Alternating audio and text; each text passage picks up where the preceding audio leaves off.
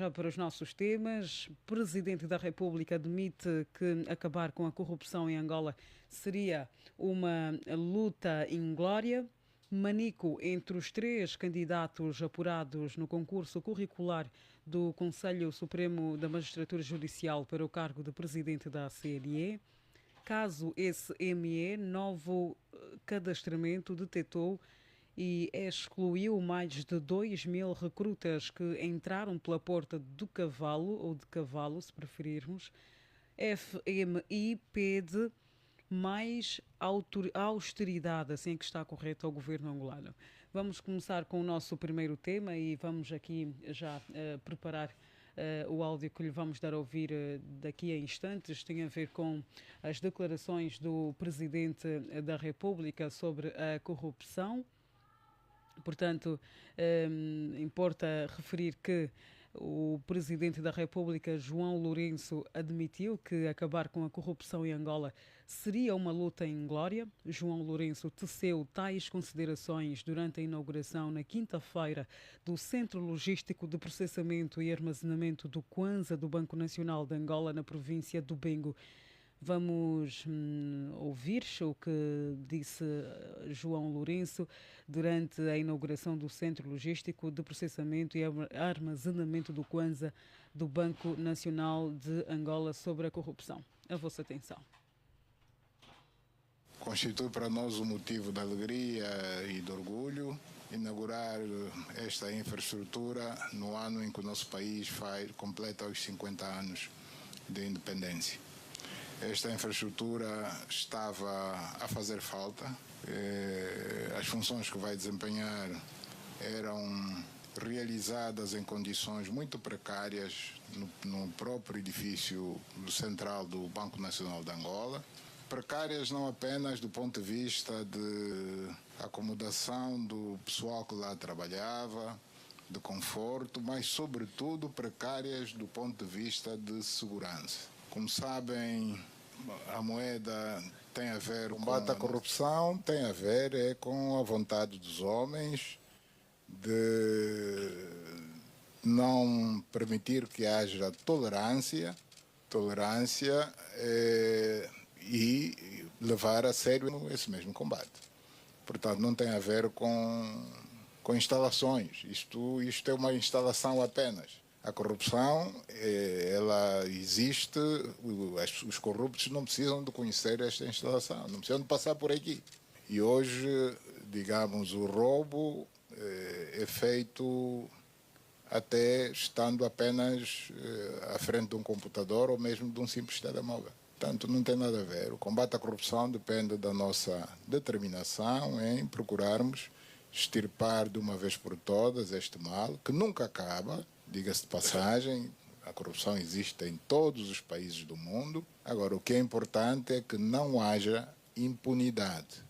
Portanto, nunca ninguém disse que vamos acabar com a corrupção em Angola. Isso é uma luta quase que inglória, porque não existe país nenhum que tenha conseguido fazer. O que é importante é que todos aqueles que forem apanhados na malha da luta contra a corrupção não beneficiem de nenhum tipo de impunidade. Aqui então as palavras, um extrato daquilo que terá dito João Lourenço por altura da inauguração do Centro Logístico de Processamento e Armazenamento do Kwanza, foi na quinta-feira na província do Bengo. Dr. Mabanza, é por si que queríamos começar com esta afirmação. Atirou ou não João Lourenço a toalha ao tapete quanto à luta contra a corrupção? Bem, quanto a mim, apreciador da política nacional e discursos dos nossos dirigentes, sou de opinião que não atirou ao tapete, porque é um discurso muito normal, não é? No sentido em que o presidente foi muito cauteloso para, no entanto, não cometer o erro de dizer que um país no mundo é capaz de terminar com a corrupção. Porque, tal como existe o crime de corrupção, existem também outros crimes que existem quase que eternamente, não é? Portanto, mas o importante para qualquer país e para qualquer sistema judicial é que estes crimes, ao serem cometidos, os seus infratores ou os seus autores sejam responsabilizados. Portanto, e eu que podemos verificar no que toca ao crime de corrupção. No fundo, o presidente esteve a dizer que nós não estamos a afirmar, não estamos a dizer que vamos terminar com os corruptos, ou pelo menos vamos deixar de ter este crime no país. Portanto, este crime, como sabe, num país como o nosso, de mais de 35 milhões de habitantes, terá sempre pessoas que agem de má fé ou terá sempre pessoas que se vão enveredar para a prática destes crimes. Agora, o importante para o sistema judicial e para o desenvolvimento do sistema de fiscalização é que sempre que houver este tipo de pessoas que se enveredarem para esta prática de crime de corrupção e outros crimes que existem, estas pessoas automaticamente deverão ser responsabilizadas. No fundo, tocou a questão ligada à impunidade, não é? Doutor Mabanza, não terá dado a mão à palmatória quando afirma o presidente João Lourenço que a corrupção não vai acabar no país, quando na verdade, em 2017, terá dito categoricamente que acabaria com a corrupção no país? Bom, eu não me lembro ter o presidente se pronunciado nesse sentido de que nós vamos acabar com a corrupção. Eu sempre acompanhei, a ideia era de que, a partir de certo momento em que o presidente tomou a posse como presidente, podia, de forma muito profunda, lutar contra a corrupção. E lutar contra a corrupção aqui não deve ser entendido necessariamente como acabar com a corrupção. Por quê? Porque acabar com a corrupção, se tivéssemos que acabar com a corrupção, então também teríamos que acabar com o crime, por exemplo, de homicídio, ou com o crime de furto, ou com o crime de ofensas corporais. Não é possível, é nesse sentido, doutora, caríssima jornalista. Portanto, como não é possível? Por quê? Porque as pessoas... ninguém vê o coração de quem está na função pública, porque os trabalhadores vão se colocando nessa situação de corrupção, e então não é possível que se acabe o crime, o termo de crime de corrupção, mas é possível que se combata contra este crime, é possível que se combata o crime. E como é que se combate o crime? Se combate o crime de corrupção, como se combate o crime de homicídio, como se combate o crime de roubo, de furto, como se combate o crime de peculato, como se combate outros tipos de crimes. É mais ou menos nesse sentido, porque talvez algumas pessoas tenham percebido mal no início, quando o presidente da República tomou a posse, quando se pronunciou sobre o aprofundamento do combate à corrupção. Talvez as pessoas tenham percebido que o presidente estava a pronunciar-se desta forma para significar que acabaria com o crime de corrupção, mas não é nesse sentido de que acabaria com o crime, mas que colocaria em cerco, não é, as pessoas que se enveredassem ao cometimento do crime de corrupção. Doutor Mabanza, se é este o sentido das palavras de João Lourenço em 2017, se é assim que quis, ou pelo menos se é este o entendimento, porque é que só agora terá João Lourenço dito que nunca disse que acabaria com a corrupção no país, 2 anos antes do fim do seu mandato? Bom, como sabe, caríssima jornalista, o presidente sempre que vai inaugurar uma instituição, não é, tem esse direito de falar ao público, e também os jornalistas têm o direito, a imprensa tem o direito de fazer perguntas ao presidente da República. E tem sido hábito, chegou apenas a vez dele se pronunciar quanto ao sentido, não é, a que ele se propôs sobre a luta contra a corrupção. Penso que não há aqui alguma situação em que podemos colocar em dúvida, não é, a pretensão das declarações do presidente. Penso que a coisa está clara como a água. Devemos entender que no início o presidente o presidente fez declarações no sentido de incentivar as pessoas a serem fiscalizadoras, a colocarem cerco no espírito Ainda que não se combata como tal a corrupção.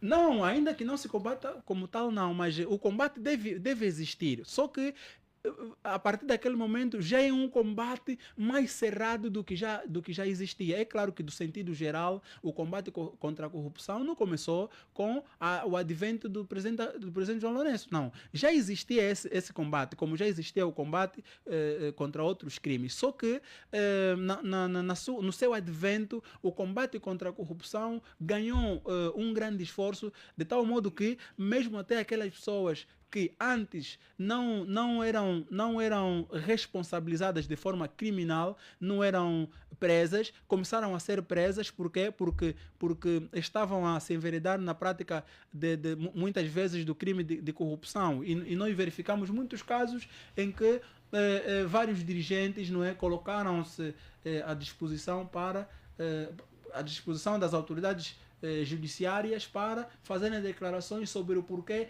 que terá agido desta ou daquela forma no âmbito do combate à corrupção. Discordo consigo neste último ponto, mas pronto, Dr. Mabanza, não quero monopolizar aqui o debate, vou passar a palavra aos demais. Dr. Cangundo, é ou não possível acabar com a corrupção em Angola? Qual é a avaliação já agora que faz da impunidade de que falou João Lourenço? Bom, se não houvesse impunidade, certamente que o presidente João Lourenço estaria na cadeia nesse momento. Isto tem que ficar muito claro, né? Se não houvesse impunidade no país, o presidente João Lourenço, nesse momento, estaria a contas com a justiça. Mas, veja... Dr. Cangundo, esta sua afirmação é bastante profunda e sugestiva. Mas não é a primeira vez. Quer argumentar? Não, o argumento é simples. Eu costumo dizer, e repito aqui, que João Lourenço é tão corrupto quanto todos aqueles que ele apelidou de marimbondo por entender que são corruptos, que são gatunos. O presidente João Lourenço não é incólume nesta matéria. O presidente João Lourenço não é, digamos, uma exceção, tanto é que o presidente... Com que elementos sustenta esta sua Não, o elemento que ele mesmo disse muitas vezes, que ele é produto desse sistema, né? Um sistema que colocou Angola nas condições em que se encontra hoje economicamente, e depois sabemos, e é público, que o presidente João Lourenço tem o nome vinculado naquele problema de Moçambique, as tais dívidas ocultas, não é? E isso o Venâncio Mondlane, enquanto candidato, até falou numa rádio aqui de Angola, né? Falou sobre isso publicamente. E não só o presidente João Lourenço também disse publicamente que tem uma fazenda que coloca comida à mesa dos angolanos, mas nunca justificou como é que conseguiu a fazenda. O presidente João Lourenço criticou vivamente os atos da adjudicação direta, porque, segundo ele, isto também é público, esses atos promovem a corrupção quando praticado pelos Eduardo dos Santos, e hoje ele pratica as mesmas coisas e numa proporção bem maior. Portanto, tudo isso, se não lhe valem o título de corrupto, bem, então no mínimo tem que lhe valer de santo ou de Deus, no mínimo, né? Porque, do contrário, tem que ser visto tal como os outros o são. E isto que eu estou a falar é público, aliás. Isto sem contar ainda com aqueles atos que também estão registrados de corrupção, ou melhor, sim, de corrupção eleitoral. Nós vimos nas duas campanhas eleitorais, 2017 e 2022, o presidente, na primeira pessoa, né, a oferecer benesses, né, como material de cultivos, enxadas, katana, aparelho de som, motorizadas. Dr. Cangundo, partindo desta premissa, não é possível combater a corrupção em Angola? Não, é assim, nós sempre dissemos. E veja, eu quando ouvi o presidente a se pronunciar que a luta de corrupção era inglória, a minha reflexão foi no seguinte: bom, depende muito da perspectiva em que o presidente vê, ou então como o presidente enquadra o combate à corrupção, ou o sucesso sobre o combate à corrupção.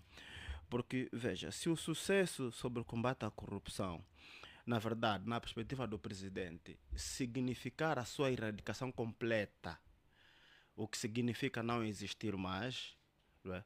É claro que isto é impossível, porque nem mesmo Deus conseguiu acabar com o pecado, pelo menos até agora, porque sabemos, e é bíblico, Deus, quando destruiu a terra com o dilúvio, o propósito era este, erradicar o pecado, porque entendia-se que a terra estava cheia de pecado, não é? E a Bíblia até fala mesmo de corrupção. Então, Deus pretendeu erradicar este mal, mas veja que o pecado prevalece.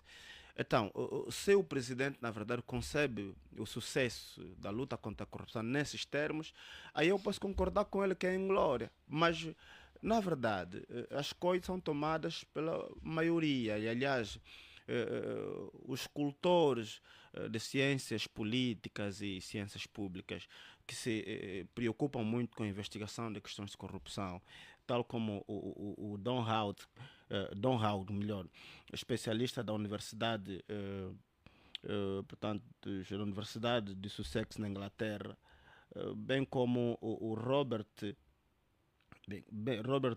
Cligart, especialista em corrupção da Universidade de Claremont nos Estados Unidos.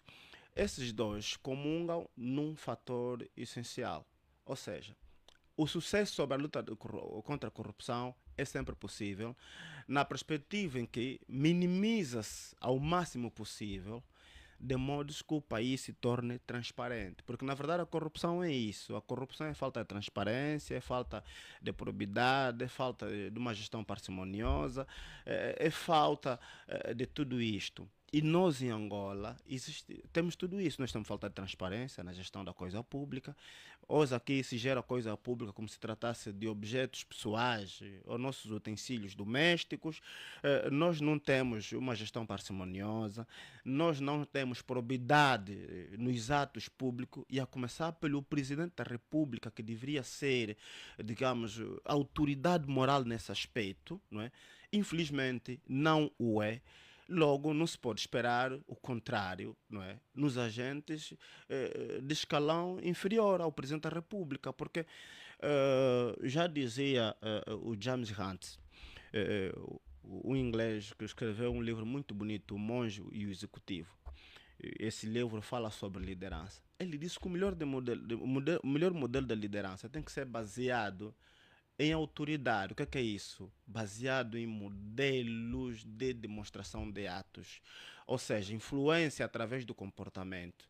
Ao invés de uma liderança baseada no poder, que é aquilo de dizer eu mando, eu determino, se você não fizer eu vou te castigar. Infelizmente o que temos em Angola é uma liderança baseada no poder, não é?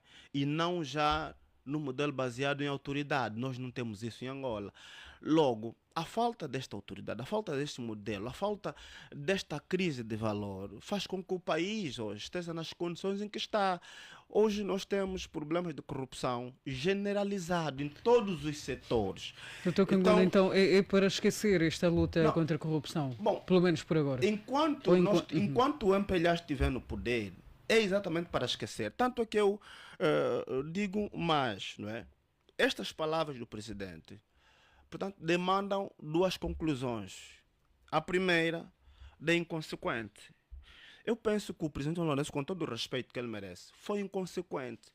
Por que foi inconsequente? Porque ele declara uma luta, ele se coloca numa posição quase que de Messias, com o poder de erradicar este mal. E, aliás, o meu colega, o meu companheiro Mabanga dizia que não se lembra do presidente Mabanza. Pois, peço desculpa. Não se lembra, mas penso que é público. Aqui mesmo nessa rádio eu ouvi no jornal há dias. Exato, foi na sexta-feira. Exatamente. Recordamos aqui as palavras do presidente em que ele comparava a corrupção a um dos piores males, como uma doença, não é, que precisava e iria ser erradicada a todo custo. Palavras do Presidente da República. Portanto, ele disse mesmo que a corrupção havia de acabar no seu mandato. Não é uma questão da gente estar aqui a imaginar. Ele disse, ele se posicionou. Só que, desde aquela altura, nós sempre dissemos que o Presidente era inconsequente porque ele estava a dizer coisas que ele tinha consciência que não era possível de materializar.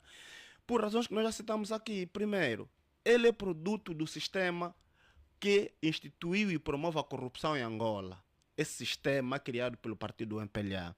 Depois, o presidente pratica atos que consubstanciam crime de corrupção. Eu já citei aqui a questão das eleições, portanto, os bens que ele ostenta, nomeadamente a fazenda, e não só os atos da educação direta, que ele próprio disse quando criticava o outro, que isso era promoção direta à corrupção.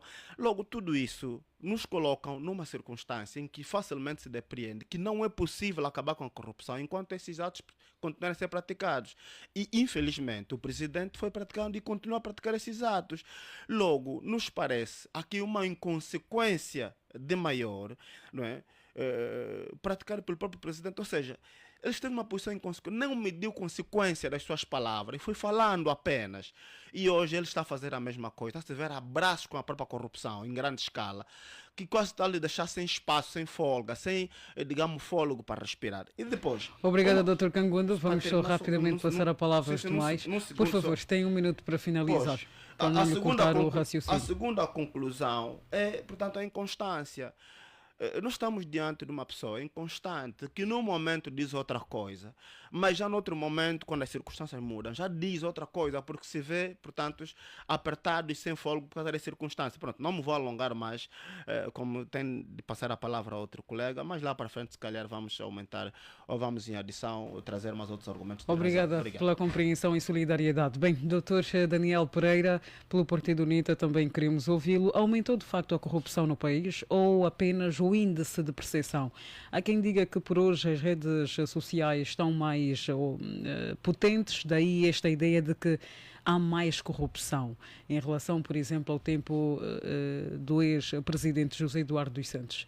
Qual é a análise que faz? Saudações aos meus colegas do painel, a todos os ouvintes da Comercial, da Comercial Despertar que nos acompanham. Bem,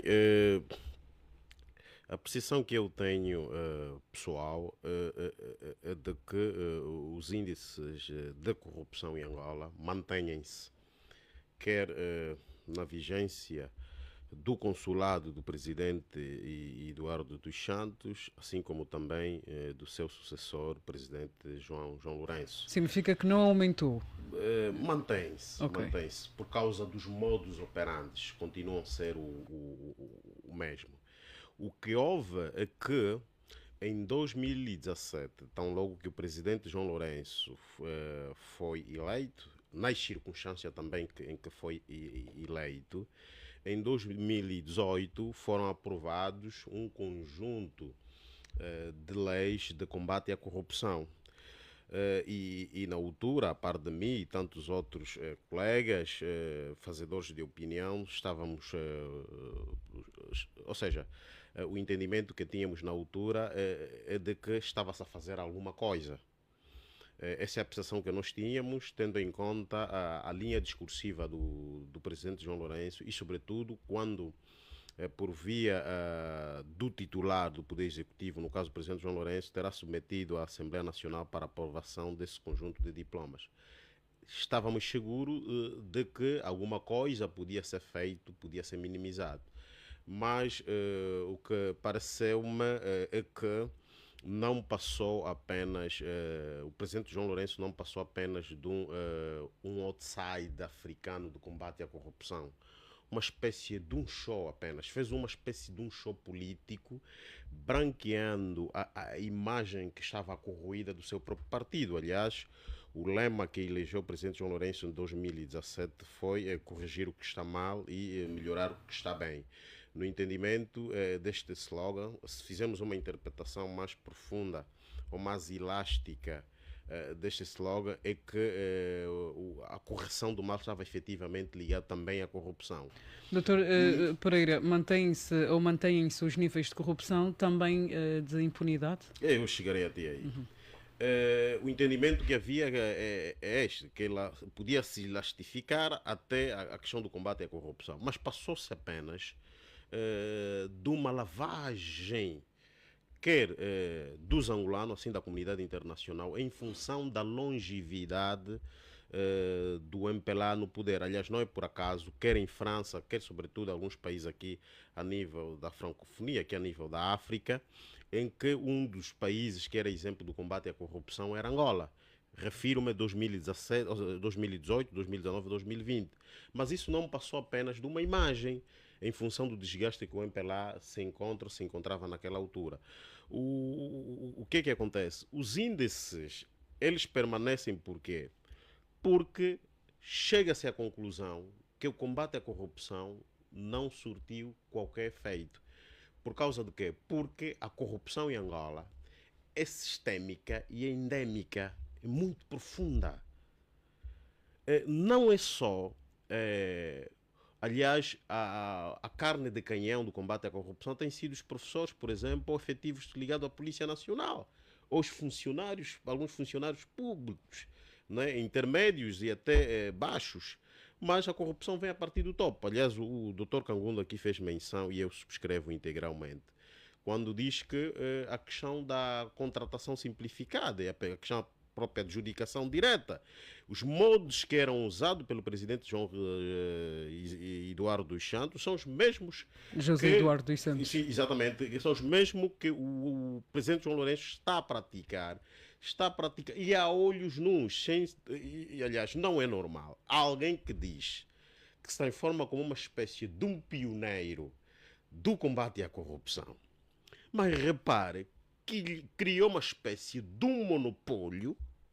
Há algumas empresas que beneficiam mais de contratos e não sabemos quais são os modelos de contratação que têm sido contratadas essas empresas.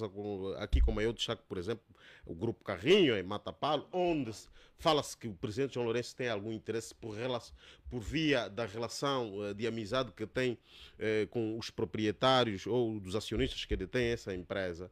E o fruto disso é que o presidente João Lourenço quase não recorre ao Orçamento Geral do Estado. Aliás, o Orçamento Geral do Estado, a própria ministra Vera Dava já havia dito que 50% do Orçamento Geral do Estado é para pagamento da dívida pública. Então, é por isso. Ou seja, o presidente quando socorre-se a estes dois institutos, quer da adjudicação direta da contratação simplificada, significa dizer que ele entende que é mais fácil contornar ou manipular uma eventual auditoria do que socorrer propriamente no Orçamento Geral do Estado, por força das prerrogativas constitucionais que o Poder Legislativo tem no que diz respeito à fiscalização da execução do Orçamento Geral do Estado. Aliás, sempre também, embora ter apoiado inicialmente as iniciativas do presidente João Lourenço, mas eu na altura também fiquei cético o facto do presidente João Lourenço não ter até hoje feito uma advocacia no sentido de se alterar a norma, ou seja,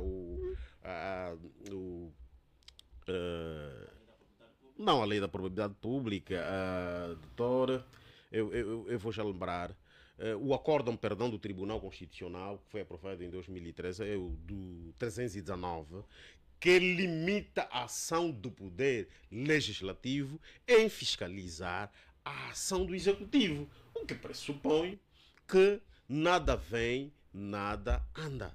O que tem havido é apenas discursos políticos. Ou seja, o presidente João Lourenço, durante este período da sua governação, tem feito uma governação romantizada e embalsamados com discursos apaixonados. Obrigado, e os menos atentos naturalmente vão embarcar no discurso do presidente João Lourenço, mas aqueles mais visados percebem-se que logo que é um show para o inglês ver. Obrigada, Dr. Daniel Pereira. Jurista Lino Lourenço, atenção que, bem, hoje estamos bem servidos, temos aqui um clube de juristas. Jurista Vamos Lino falar Lourenço. mal, é a sociedade, né? Não é sempre juristas, enfim. Jurista Lino Lourenço, seja bem-vindo, boa tarde, obrigada pela presença. Qual é a fórmula mágica ou o antídoto que se pode usar, que pode ser usado para se curar este cancro que enferma Angola? Estamos a falar claramente da corrupção, que segundo João Lourenço, por hoje é feita estando-se apenas à frente de um computador ou telefone. Boa tarde, estimada jornalista Cláudio Merda Costa. De igual modo, estendo saudações aos meus colegas do painel e a todos os ouvintes que estejam a acompanhar-nos. Bom, e para responder a essa questão de forma objetiva, diria que o antídoto principal, né, para, digamos assim, evitarmos este mal, seria essencialmente, digamos assim, seria expurgarmos aquilo que chamamos a desigualdade social. Portanto, a desigualdade social tem sido este grande mal que promove a corrupção. Se nós vermos as outras realidades, né, lá no mundo, lá fora, conseguimos perceber que o principal motivo para a corrupção é a grande desigualdade social que existe, né? Porque nós em Angola sentimos isto, o nível de pobreza e miséria é muito alarmante, é muito grande, as famílias vivem de forma muito precária e há sempre um grupo que continua a, digamos assim, há sempre um grupo que continua a beneficiar-se, a enriquecer-se, em prejuízo dos demais. Então, este é o grande problema. Neste sentido, o que é que deverá ser feito? O governo deverá apostar com mais objetividade e seriedade, olhando para aquilo que são os métodos para a distribuição do rendimento da riqueza nacional, olhando para aquilo que nós chamamos do princípio da igualdade que vem consagrado na Constituição da República de Angola, né? Princípio da igualdade, para promover então o bem-estar social, econômico e financeiro para todos os cidadãos. Portanto, este pronunciamento do Presidente da República, a princípio, não estaria a contribuir, né, para aquilo que seria um método para elevar ou então erradicar este mal da corrupção, porque um alto magistrado da nação que tem a maior responsabilidade e, por sinal, até a figura endeusada pela Constituição da República como sendo o único, ou seja, a única pessoa que tem poderes extraordinários, não poderia, em algum momento, através da imprensa pública, proferir palavras desta natureza, porque desencoraja, então, aquilo que é o processo de combater este mal que enferma a nossa sociedade. E, por outro lado, são pronunciamentos que, de algum modo, visam concretizar ou fazem-nos crer que existe um casamento entre o pronunciamento do anterior presidente, José Eduardo dos Santos, na altura, proferiu publicamente que o cabrito poderia comer onde estivesse amarrado. São pronunciamentos que, por um lado, incentivam que este mal seja persistente, assim como também o presidente João Lourenço o fez quando dizia que é impossível acabar com a corrupção e contrapondo as suas próprias ideias, porque nós sempre optamos em ideias em que o líder deve dar o exemplo, deve ter aquele otimismo e deve ter a capacidade de transmitir esperança aos seus governantes de que, embora por natureza há situações que se calhar são difíceis de serem erradicadas porque acompanham a própria natureza ou a própria sociedade, mas é preciso conter alguns métodos. Aliás, nós vimos na Grécia Antiga, quando se falava, por exemplo, da corrupção como uma patologia, o método que foi encontrado era acautelar a situação da desigualdade social. E isto valeu para muitas sociedades, o exemplo da China e a Índia. Pronto, isso continua, mas pelo menos é de forma controlada, é de forma nivelada. Então, penso que o método é este. Primeiro, responsabilização dos políticos, que devem ser, digamos assim, mais idôneos, devem ter mais ética política ao pronunciarem-se publicamente e estarem mais comprometidos com as políticas que prometem executar para os cidadãos. Aliás, por isso que aqui nós temos estado a defender. E as nossas instituições, sobretudo da Justiça, estão preparadas? Aquelas vocacionadas à execução da Justiça, a aplicabilidade da Justiça, estão preparadas para este combate cerrado? Eu respondo categoricamente que não estão preparadas, porque também as instituições todas encontram-se corrompidas. Eu, pelo menos, falo isso sem medo de errar. Em Angola, as instituições estão corrompidas. Aliás, existe um autor brasileiro, Luís Fernando, que faz uma classificação daquilo que é a corrupção e uma das classificações que ele aponta tem a ver com a corrupção legislativa, que tem a ver com a aprovação de normas contrárias à vontade da maioria para a obtenção de vantagens de determinados grupos ou indivíduos. Portanto, isto acontece em Angola e é só vermos a Assembleia Nacional a maioria que lá está e que tem estado a impulsionar a aprovação de alguns diplomas legais são os que representam o maior partido que governa, né? Que nos governa. Logo, esses diplomas, sendo eles totalmente injustos, promovendo corrupção, legalizando roubos, porque nós agora em Angola temos roubos legalizados. Aliás, os colegas do painel Coquinho... Roubos legalizados? Sim. Dr. Lino, quer desmistificar esta Posso sim. afirmação, Roubos legalizados. Aliás, nós ouvimos na linha do Dr. Mário Cangunda, assim como o Dr. Daniel Pereira, também fez esta consideração. Quando se trata, por exemplo, da contratação pública via dos ajustes de direito, né? Por exemplo, estamos a falar deste método, a contratação simplificada.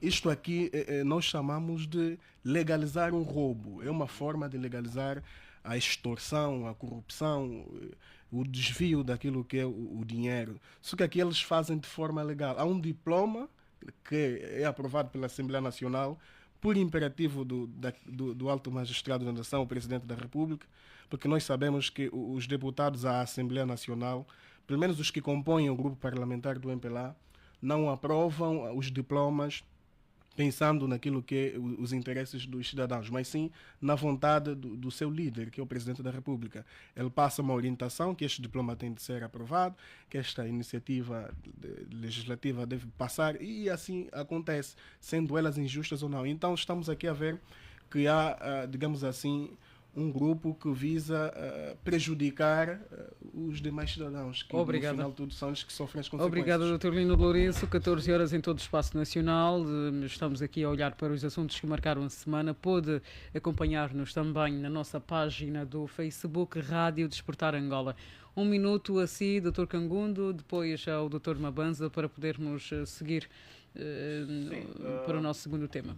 Pois, reforçar que o Presidente nessa sua fala, nessa sua inferência, também foi completamente infeliz, porque, olha, ainda na perspectiva dos dois autores que eu citei há instantes, no caso Don Hout e Robert Killigard, eles quando falam, digamos, da perspectiva do combate à corrupção, né, eles alegam e afirmam de forma muito categórica que a ausência da corrupção num país não significa a ausência de corruptos. Ou seja, a corrupção é o comportamento da pessoa, não é? A corrupção assenta no comportamento da pessoa. Mas se nós vamos olhar do ponto de vista institucional, há exatamente países que conseguiram lutar e combater a corrupção e tiveram glória sobre esta luta. E o caso paradigmático que estes dois autores citam é a Singapura, que antes, portanto, ou seja, que no domínio colonial sobre a Grã-Bretanha, era um país excessivamente corrupto, mas após, portanto, o período colonial passar, eles engendraram uma luta contra a corrupção. Tanto é que hoje a Singapura tornou-se num país com uma economia mais atrativa do mundo. E o que é que eles fizeram? O que é que a Singapura fez? A primeira coisa que fez foi instituir uma comissão independente. Uma comissão que começou primeiro com a presidência do Procurador-Geral da República, isso em 1959, e 10 anos depois transfere para o primeiro-ministro, mas também com a chancela do Presidente da República. Quer dizer, quando essa comissão quisesse investigar e o primeiro-ministro não respondesse, eles podiam recorrer diretamente para o presidente, que era para o presidente autorizar. Mas, claro, estamos a falar num sistema onde o presidente não é o mesmo que é o titular do Poder Executivo, ou seja, não é o chefe do governo, o chefe do Estado, não é a mesma pessoa. São pessoas distintas e, quiçá, com ideologias diferentes, mas todas com o sentido de Estado. Terminou o seu 1 minuto, Dr. Cangundo. Obrigada. Dr. Mabanza, rapidamente, por favor. Sim, muito obrigado. Era só para rebater aqui algumas ideias, sobretudo quanto à questão ligada à adjudicação direta, que os meus colegas atacaram veementemente, dizendo, inclusive, colocando em causa esse procedimento, não é? Que tem sido, às vezes, que tem sido utilizado, às vezes, pelo titular do Poder Executivo para... Não é às vezes. Não é Tá às bem, vezes. tá bem. Nós apresenta-nos que Não temos que ser coerentes, doutor. Não é às vezes. não é às vezes. A classificação, aliás, se ver, há aí uma pauta da contratação pública angolana que é publicada anualmente, lá está a percentagem. Fala-se 98% dos contratos públicos adjudicados por esta via. Eu não estou a dizer que não se tem utilizado. Não, só que está a dizer às vezes, né? Tem que comunicar bem, doutor, porque senão vamos confundir as pessoas. Eu né, digo cara? às vezes porque primeiro que a lei da contratação pública coloca como regra no concurso público. E naquelas situações em que há algumas questões de urgência, e tem ali as circunstâncias em que há essa exceção em que o titular do Poder Executivo pode utilizar a adjudicação direita. Doutor Mabanza, disse bem a exceção. Não, o problema é que os meus colegas foram me interrompendo, mas era só para dizer o seguinte. Isto é de por lei, favor. é de lei. Por que eu digo que é de lei e é muito normal que o presidente assim proceda? Porque os deputados da Assembleia que constituem a Assembleia Nacional aprovaram esta lei e disseram que, portanto, no âmbito da execução das leis a que o Poder Executivo se propõe, pode utilizar, pode proceder conforme a lei diz. E é isso que o presidente faz. Os colegas não podem dizer que o presidente tem feito mal por utilizar a adjudicação direita. Agora, as consequências que podem advir Ainda bem que há na muitos prática juristas. desta questão, Ainda bem que há muitos são outros juristas aqui em 500. estúdio. Por quê? Vamos Porque já. a verdade é que a pergunta que se faz é a Vamos já seguinte, tentar para perceber. responder. Há alguma ilegalidade na utilização da adjudicação direta? Não. Não há. Por que não há? Tá bem, não, eu estou a responder. Por que não há? Porque primeiro é que a lei assim permite que o presidente proceda desta forma. Okay? Agora, se depois as pessoas que receberam esse valor, a empresa ou a pessoa singular que receberam esse valor, descaminhar o valor, são outros 500. Ali está a situação. Obrigada, da Dr. fiscalização. Dr. Mabanza, Aí está o para problema da si fiscalização. não há qualquer problema, não há qualquer ilegalidade nisto. Ok. Vamos dar um minuto agora ao Dr. Daniel Pereira, depois vamos passar a palavra também ao jurista Lino Lourenço. Doutor Mabanza, a contratação simplificada, a adjudicação direta. A contratação simplificada e a adjudicação direta, ela é de lei, mas ela é de lei, nós não estamos a descurar disso. Mas ela tem princípios. O que é que acontece? É aprovado o Orçamento Geral do Estado. Por exemplo, se tiveres que reabilitar essa via, aqui desta casa de rádio até ao desvio do Zango, o presidente não precisa recorrer à adjudicação contratação direta. Não precisa fazer isso. Por quê? Aliás, por isso é que anualmente faz-se um orçamento geral do Estado. Uma previsão daquilo que será o país, a questão das obras, enfim. E o presidente sempre a fazer esse recurso, ou o presidente, o executivo, não planifica, não tem um plano. Isso é muito grave. Não, eu não lhe interrompi. Um momento. É muito grave. Sabe por causa que... Um momento. O doutor está a passar uma informação. Um momento. É muito grave. É muito grave porque no Brasil, em 2016, um período muito curto, levou o impeachment da presidente Dilma Rousseff.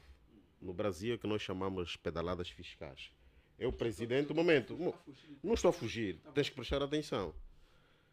As pedaladas fiscais é usar... Exato, é usar um dinheiro que não está previsto no orçamento. É a questão... Um momento. Deixa que eu termine. Deixa que eu... Um momento. Não, um momento. Não, um momento. Deixa que eu termine. Deixa que eu termine. O que é que o presidente faz? No nosso caso, tem o dinheiro do orçamento do Geral do Estado, não é? Ele evita, ele prefere aquela planificação anual, o presidente prefere recorrer ao método mais fácil. Qual é o método mais fácil? É a contratação simplificada, a adjudicação direta. Nestes casos, é aquilo que o Dr. Lino Lourenço de que o presidente fazer sempre esse recurso facilita a questão da própria corrupção. Mas não estão a dizer Porque o momento. de como seria uma Finaliza, Dr. Daniel. Sim, o por momento. favor. Só para dizer. Facilita por quê? Só o seu Facilita microfone por e quê? o meu estão ligados.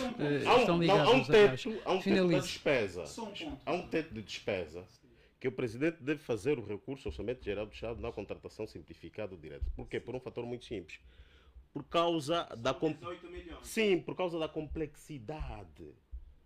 Este dinheiro, quando ele logo é alocado à empresa, a empresa pode dar um destino inconfesso.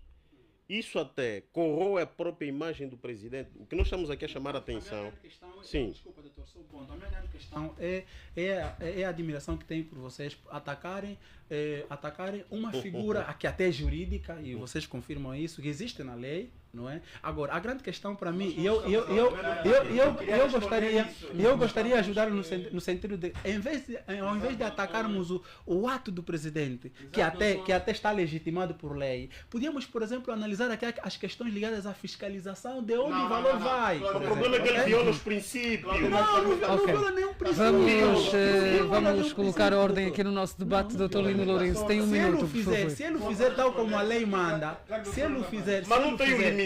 Não, Tem um eu limite. concordo consigo. E até o doutor disse Sim, que são tem um 18 limite. milhões. Ok, não, eu concordo consigo. Então Muito há bem. obras. Desde que Doutora mas a grande questão é a seguinte: tenho feito conforme a lei manda ou não? Ok, pronto. Dr. Lino Lourenço, antes de abrir o seu microfone, permita que abra o Dr. Cangundo.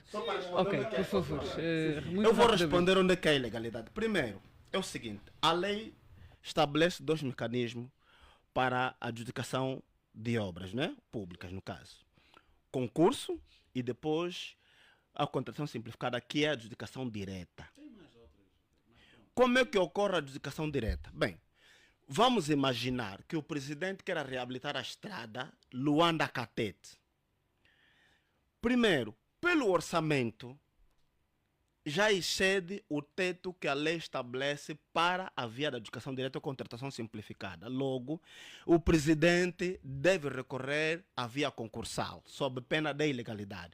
Se adjudicar esta obra, Luanda-Catete, pela via da adjudicação direta, estamos diante de uma ilegalidade. Vai ultrapassar o Só um minuto. que a lei diz. Vai ultrapassar, exatamente, só um minuto. Estou a explicar, perguntou, não é? Pronto. Vamos imaginar que caia uma chuva torrencial e, infelizmente, caia uma pedra no teto da administração daqui de Viana. Isto requer uma intervenção do presidente pontual, rápida. E claro que o valor não vai chegar àquele limite previsto pelo legislador.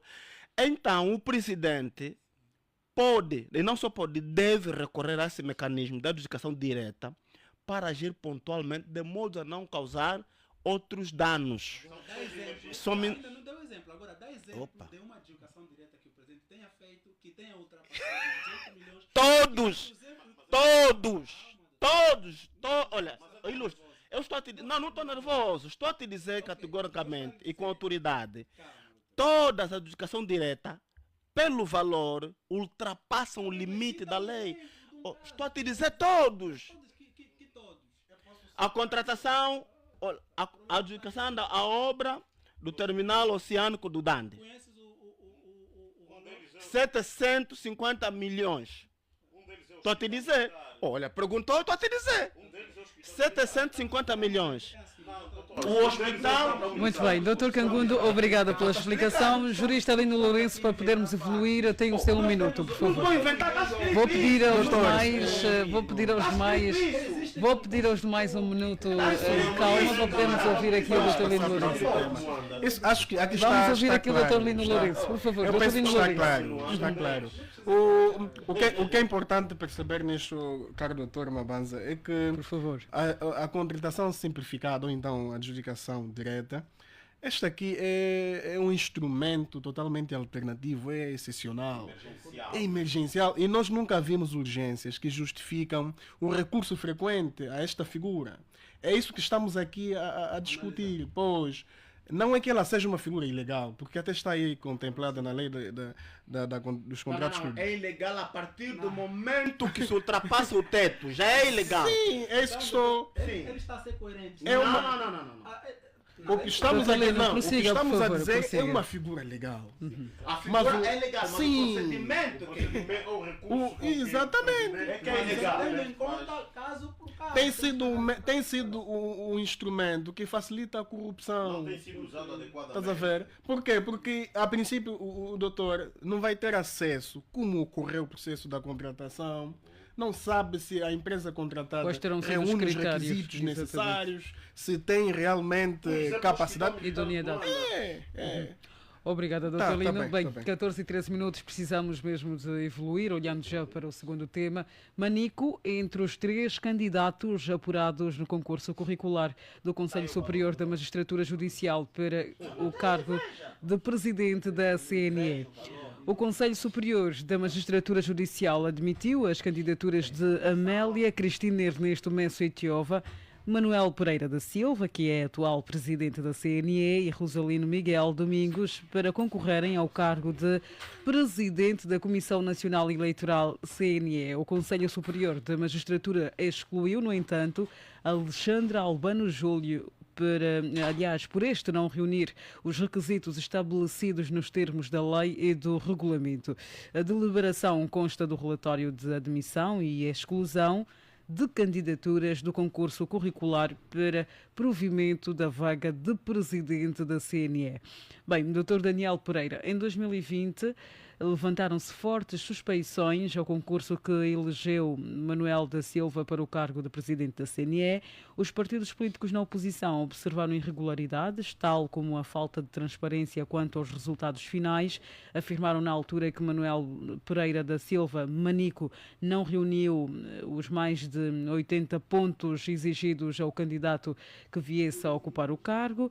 A UNITA apresentou uma providência cautelar na altura, agora vem dizer que poderá impugnar o concurso para candidatos a presidente da CNE.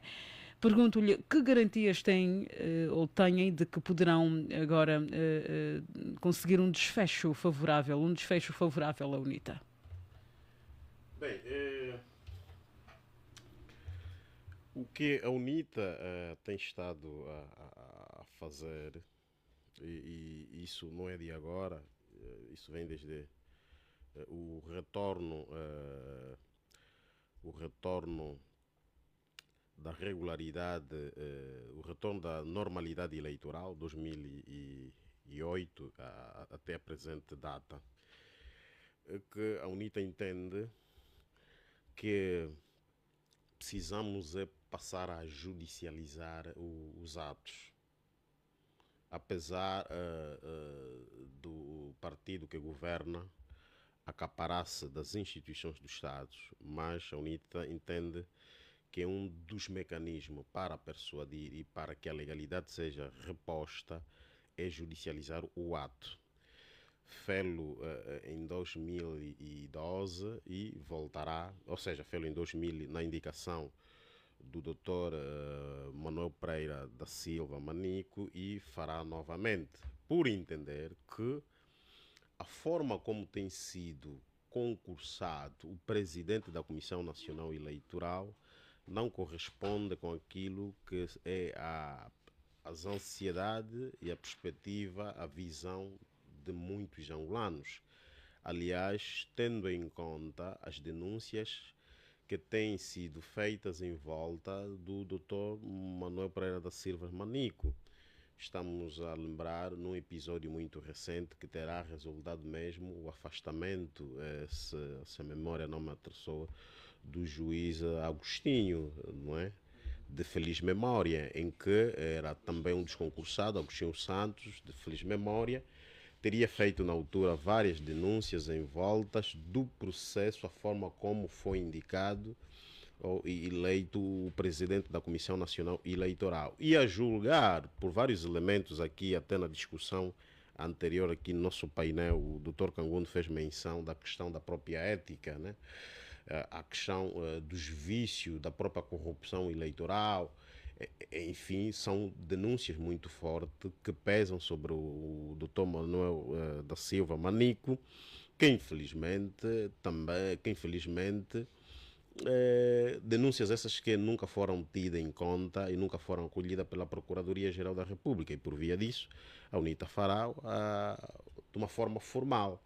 Agora, mais do que essa questão que envolve a figura do Dr. Manuel Pereira da Silva Manico, o que me preocupa é a questão da composição, dos modos operantes da Comissão Nacional Eleitoral. Claudimer, a mim o que me assusta é que em Angola são 3 entidades que se encarregam da organização do processo eleitoral. É muito. Para além de representar muito burocracia do ponto de vista administrativo, mas também do ponto de vista financeiro. Envolve o MATRE, é uma das entidades, envolve a Comissão Nacional Eleitoral e o Tribunal Constitucional nas vestes do Tribunal Eleitoral. Eu penso que é o momento e a oportunidade de estruturarmos melhor, concebemos melhor e alterar mesmo a própria norma, no sentido de ter apenas uma entidade que possa cuidar dos processos eleitorais em Angola, ou talvez evoluirmos para um tribunal eleitoral. Me assusta a questão da composição, porque é a questão partidarizada. A Comissão Nacional Eleitoral é composta por vários representantes de partidos políticos. Eu penso que chegou um momento em que qualquer partido que seja não indica um representante na Comissão Nacional Eleitoral, e que a Comissão Nacional Eleitoral, eleitoral seja formada por cidadãos, membros da sociedade civil. Aliás, temos aí entidades ou membros da sociedade civil com crédito reconhecido. Acha que assim estaria garantida a transparência de que tanto se apregou ou de que tanto se fala? Sim, eu penso, porque por um fator simples. Eu tenho estado a acompanhar e investigo matérias relacionadas ao processo eleitoral angolano. É que os comissários eleitorais, por exemplo, não têm acesso à sala de escrutínio. Isso é grave. Essas situações todas, a composição é que está mal, o órgão em si, sobretudo. Tem de haver uma reestruturação. Sim, porque parte do princípio o MPLA tem a maioria, por razões da sua composição na Assembleia Nacional, reflete também na Comissão Nacional Eleitoral. Depois vem a seguir os partidos políticos com assento parlamentar. Por que não fazemos o seguinte? Nem sequer o MPLA, nem sequer os demais partidos políticos fazem parte da Comissão Nacional Eleitoral, e fazermos uma Comissão Nacional Eleitoral independente de facto, composta por indivíduos que não sejam indicados por partidos políticos. Não só a sua composição do órgão deliberativo, refiro-me aos comissários nacionais, mas, por exemplo, que na Comissão Nacional Eleitoral sejam criadas uma espécie de unidades técnicas, também elas todas concursadas, mas não por via de determinadas indicações. Obrigado, que eu doutor. penso que embaraça e a suspensão em volta da Comissão Nacional Eleitoral está efetivamente o facto de os partidos políticos comporem a Comissão Nacional Eleitoral, e o mais grave é há determinadas direções que o meu entendimento é que seriam elevadas a unidades, são indicadas, não sabemos quem são. Os técnicos são indicados. Não sabemos quais são os técnicos que têm sido indicados no Centro de Escrutínio Nacional. Não sabemos. Eu fiz um trabalho muito recentemente que a Comissão Para finalizar, por favor, estamos a ficar sem tempo. Infelizmente não conseguiram me dar resposta quanto à questão disso. Eu penso, enquanto permanecer o modelo atual da Comissão Nacional Eleitoral, a forma como tem sido concursado o provimento da vaga de presidente da Comissão Nacional Eleitoral, a suspensão em volta da Comissão Nacional Eleitoral continuará a ser a mesma, e se calhar até nos próximos tempos mais latente, que de alguma forma mina o princípio, ou seja, suspensões em volta disso mina o princípio até da própria transparência do processo eleitoral. Muito bem, obrigada, Dr. Daniel Pereira. Jurista, aliás, Lino Lourenço, tem ou não, Manico, idoneidade para continuar à frente da CNE? Bom, essa é uma pergunta que penso que a resposta já existe e devemos olhar. Mas qual é a sua opinião? Bom, a minha opinião é saber, ou seja, durante esse tempo que esteve a conduzir o presidente, enquanto presidente da CNE, saber se melhorou, né, quanto às críticas que estavam a ser feitas, porque sabemos que na altura da sua candidatura já foi rotulado, né, como uma pessoa não idônea, que não preenchia os requisitos necessários para este cargo, para este lugar de maior destaque da CNE. Mas não sei aqui e acha que este rótulo tem alguma razão de ser? Tem. Porque a CNE, a Comissão Nacional Eleitoral, é uma instituição muito frágil e de maior importância, e nós temos que olhar mesmo com muita seriedade, porque no final de tudo acaba por ser aquela instituição que define o futuro do país, né? Para os candidatos, aquela luta política dos partidos políticos. Então, mais do que olhar aos próprios partidos políticos ou querer olhar aos tribunais, o nosso foco na época eleitoral é mais a CNE, porque é que deve ditar o verdadeiro vencedor, aquele que venceu concretamente, de forma justa e honesta. Logo, é preciso que se coloquem pessoas idôneas nesses lugares. Pessoas que tenham compromisso com a justiça, pessoas que tenham mesmo uma consciência ética, uma postura aceitável. E nós vimos que o presidente, o atual, neste caso o senhor Manuel da Silva Pereira Manico, acho que é assim o nome dele, pesam muitas suspeições sobre ele, né? Então é uma pessoa que a sociedade está a ter como repugnante, não pode lá estar, não preenche esses requisitos. Aliás, agora o que é que nós estamos a acompanhar?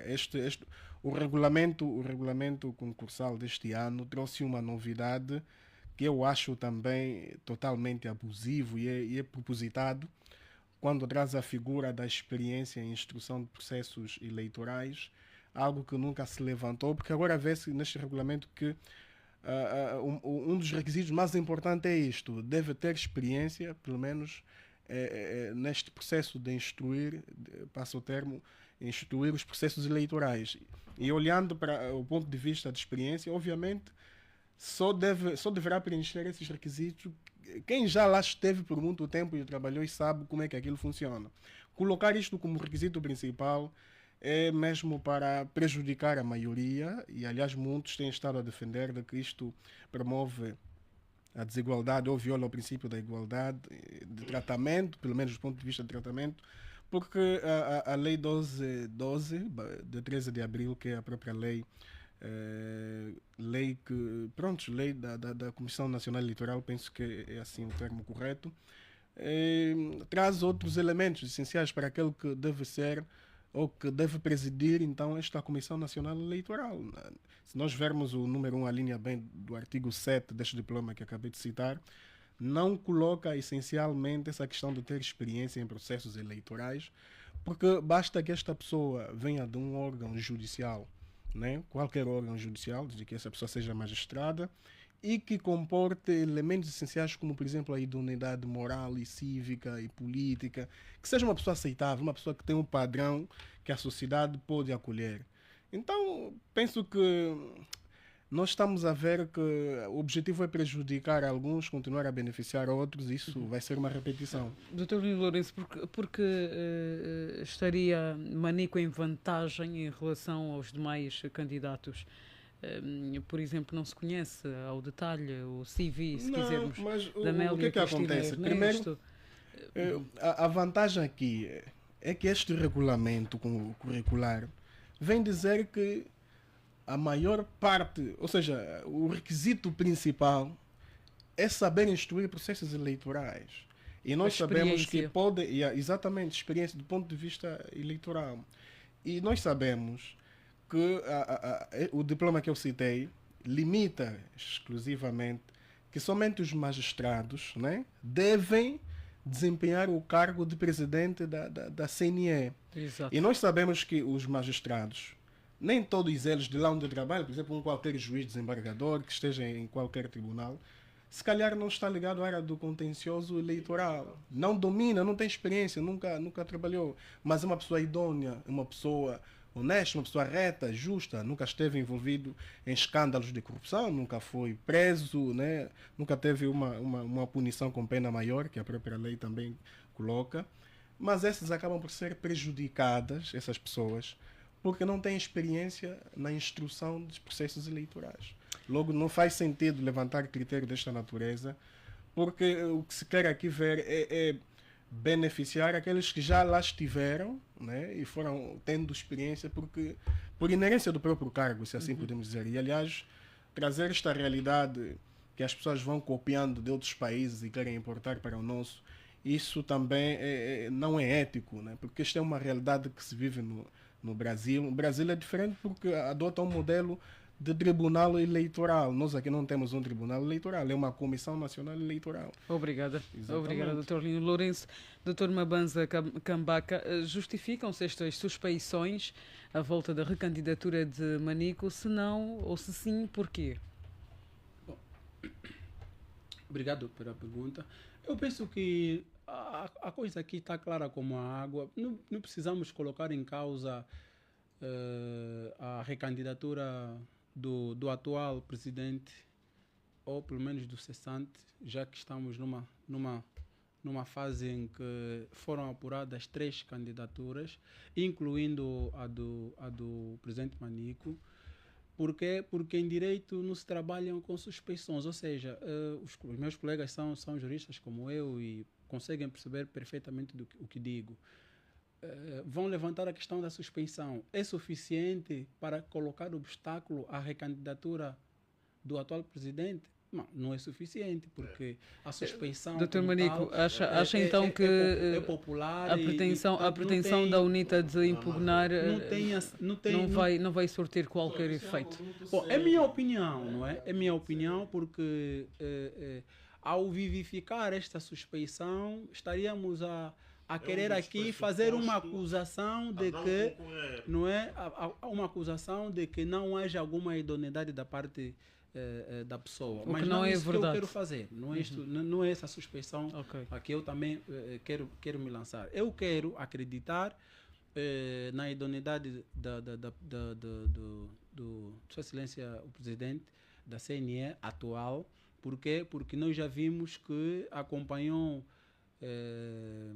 as eleições que antecederam, não é? A que vem de 2027, mas tivemos a de 2022 que, portanto, apesar de algumas suspeições que houveram da parte dos partidos políticos concorrentes à eleição, mas isso não lhe retira desde já a sua idoneidade. É muito normal, porque nos pleitos eleitorais é muito normal que os partidos políticos perdedores, não é, tenham essa conduta de, por exemplo, e tenham por lei a liberdade de recorrer, por exemplo, ou ainda de reclamarem. Mas isso desde já, como juristas, não podemos ilar que a pessoa que esteve na frente desta comissão terá cometido alguma irregularidade e por isso portanto, não é capaz de poder candidatar-se mais. E, aliás, também precisamos ter calma, porque são 3 candidaturas que foram apuradas. Eu não sei se os colegas estarão agora a pensar que o escolhido será o presidente atual, não sei com que base terão tido esta visão. Talvez mas olhando para os critérios. Eu preferia aguardar, não é, para vermos até no final se será ele o indicado, e se for indicado, para mim, que faça o seu trabalho, não é? Desejar-lhe que faça o seu trabalho de forma isenta, de forma imparcial, de modos que não se coloquem questões de suspeições mais avultadas como ocorreram nas eleições passadas. É claro que as questões de suspeições ligadas aos partidos políticos concorrentes às eleições nunca vão faltar. E, aliás, estamos a falar de um sistema que se encontra em África, e nós temos e como a interpretação deve se fazer tendo em conta o elemento sistemático, só para dizer que precisamos perceber que em África muitos partidos, quando perdem, por regra devem sempre colocar as suspensões de comissões eleitorais. Isso aconteceu em Angola, aconteceu também em outras partes de África, em outros países africanos. Enfim, pronto. Então são situações que nós vamos verificando, mas que aqui nós, em sede de análise, não são suscetíveis de termos a certeza de que há irregularidades nessas instituições. Eu prefiro respeitar as instituições do Estado, e a Comissão Nacional Eleitoral é uma dessas instituições que penso que muito importante para a vida política do país, e que para colocar uma suspensão desta forma, portanto, requeriríamos aqui uma base de informações que até portanto, seriam suficientes para nos colocar nessa situação. Obrigada, Dr. Mabanza. Dr. Cangundo, antes precisamos de ouvir o Dr. Cangundo. O que é que se lhe oferece dizer? Pois, Claudimir, me permita num segundo mesmo. Em respeito às pessoas que nos estão a acompanhar, preciso dar um dado, que é o Dr. Mabanza, em relação ao tema anterior. Portanto, quando me perguntava do exemplo da educação direta... precisamos de evoluir. Sim, vamos evoluir. Está no Novo Jornal, está no Expansão. A obra de Porto Dando custou mais de 700 milhões de dólares. E foi por educação direta. Até aqui termina, só para dar esse dado. Depois, tenho que avançar. Eu só queria dar esse dado. Vai ficar como que é assim. No critério material... Temos mesmo que evoluir. Por favor, Dr. Cangundo. Então, estamos sem tempo. Não queria fazer... Queria fazer a compreensão. Queria, então, depois me ater agora neste tema, não é? Em relação à questão da CNE, primeira nota, eu penso que esse discurso, essa retórica da verosimilhança que o MPLA traz, sobretudo aqui pelo seu representante, não abona em nada a construção do Estado de Direito que queremos construir. O verosímil nunca foi bom, porque o verosímil já se provou que destruiu muitas sociedades. É o verosímil do que Maquiavel se apoiou para defender a ideia de que os fins justificam os meios. Portanto, quando diz que a suspeição, não é suspensão, suspeição sobre o Dr. Manico, elas são vãs, elas não têm sustentabilidade. Bem, eu não compreendo se é falta de informação ou alguma ignorância qualquer, mas a verdade é que a suspeição que pesa sobre o Dr. Manico, ela tanto é pública, não é? Como tem fundadas razões. Olha, o Dr. Manico é acusado e tem um processo contra ele de ter desviados valores quando era presidente da Comissão Provincial Eleitoral. Isto é público.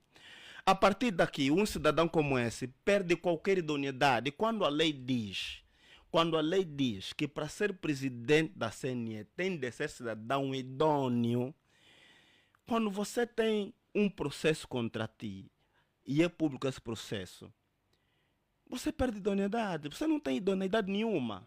Pronto. Bom, se não concorda, tem que se informar. Esse aqui é o meu conselho. Depois, até prova em contrária. Até prova em contrária. Não. Até prova em contrário. Ou seja, até você ser ilibado da acusação, você não tem idoneidade para um cargo público. Olha, nós não estamos a falar de um cargo da minha casa, da tua casa ou da casa da mãe Joana. Estamos a falar de um cargo público.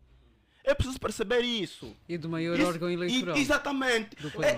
É aqui onde começa. Não. A suspeição não assenta na condenação, meu caro. Juízo de suspeição é também uma fase judicial. Não sei se sabe disso. E devia saber como jurista.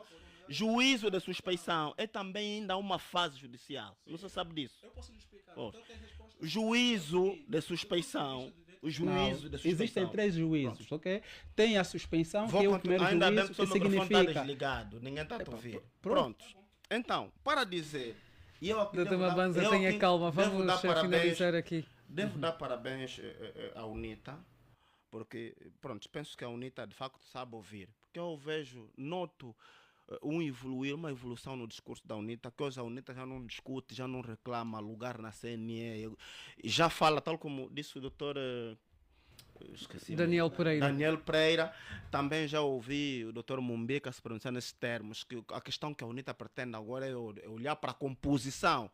E eu sempre disse isso, o problema nunca pode ser nem o presidente, nem o número de delegados ou de representantes da CNE. O problema tem que ser a composição.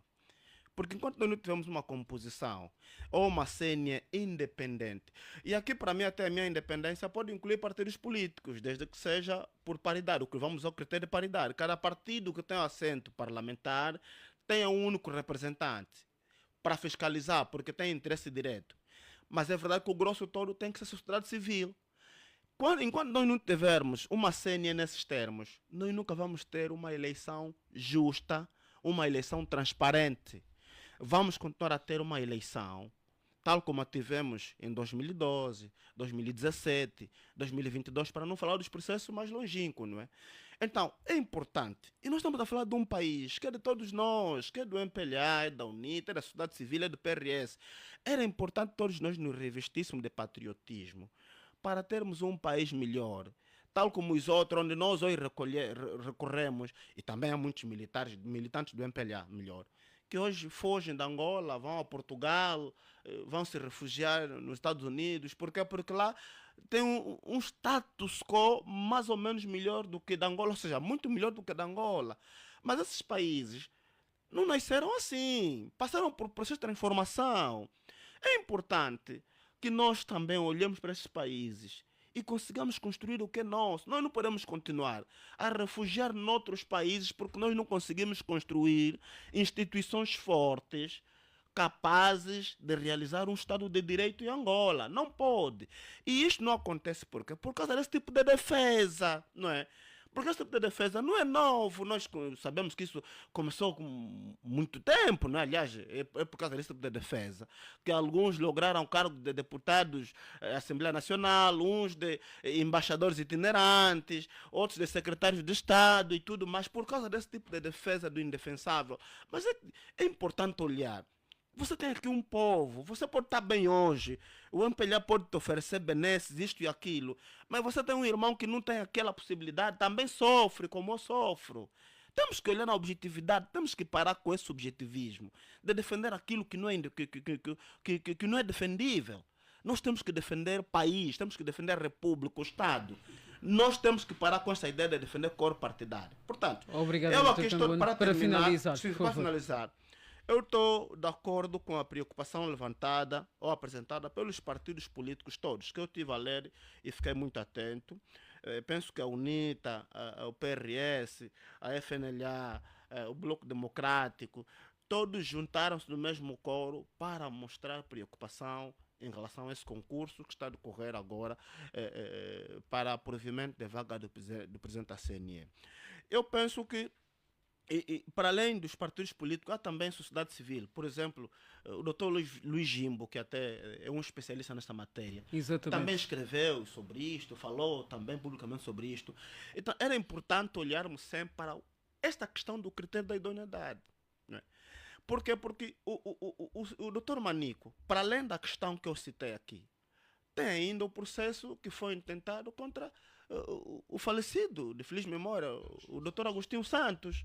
Isto também é público. O processo não tramitou por causa da interferência do próprio presidente do Conselho Superior da Magistratura Judicial, o próprio Tribunal Supremo, que até infelizmente sancionaram o falecido, mesmo com razão, porque até a morte. E veja que nem no óbito conseguiram ir prestar solidariedade. E veja, Claudimer, ele era também um militante do MPLA. Só porque discordou e denunciou irregularidades, olha, foi castigado até no óbito. No óbito, os colegas dele, magistrados do Tribunal Supremo, do Conselho Superior, não foram prestar homenagens. Mas estão a imaginar que tipo de Estado nós temos? Isto é muito perigoso. Termino por aqui. Obrigada, Dr. Kangundo. Bem, 1 minuto aos dois para podermos avançar para o próximo tema. Pergunto-lhe, Dr. Mabanza, a ser verdade de que Manico ou Manuel Pereira, se quiser, estará a ser beneficiado para permanecer no cargo da CNE, acha que lá mais para frente terá de pagar esta fatura, esta dívida, por assim dizer? Antes de responder a sua questão, queria só aqui rebater. E eu agradecia que me desse mais minutos, porque preciso mesmo era rebater ao meu colega, o Dr. Kangundo, senão fico Estamos contra... São agora 14h42, ainda temos dois temas pela frente. Apelo aqui à capacidade de síntese, por favor. Apelo à capacidade de síntese. É assim, o doutor insiste na questão do valor, no que toca à questão da adjudicação direita. Não, mas essa discussão... Okay? Por favor, Dr. Mabanza, não vamos conseguir evoluir desta forma. Temos mais dois temas por abordar e estamos sem tempo. O nosso programa termina às 15 em ponto, só agora 14h43. Não temos tempo. É assim, pelo amor de Deus, nós precisamos de evoluir. Precisamos de evoluir. Para as pessoas não senão vamos estar sempre a recuar e não vamos conseguir avançar. Acadêmica ao doutor. Do ponto de vista do critério material ou do valor, é possível que se travasa o valor de 18 milhões de kwanzas, e nós podemos isso conversar depois. Do ponto de vista do critério material, ok? O processo da contratação simplificada pode travasar o valor de 18 milhões, como a lei diz, ok? Vamos estar a... Pode extravasar, exatamente. Pronto. Primeiro ponto. Segundo ponto. Tal como o doutor diz que não podemos defender o indefensável, eu aqui não vejo aquilo que eu defendo como considero indefensável, porque também o doutor está a representar a sociedade civil. Eu não sei, acredito que seja a sua intenção de criticar sem antes ter o conhecimento profundo daquilo que às vezes se propõe criticar, porque quer ter algum cargo, mas eu acredito que não seja. Se for o caso, não.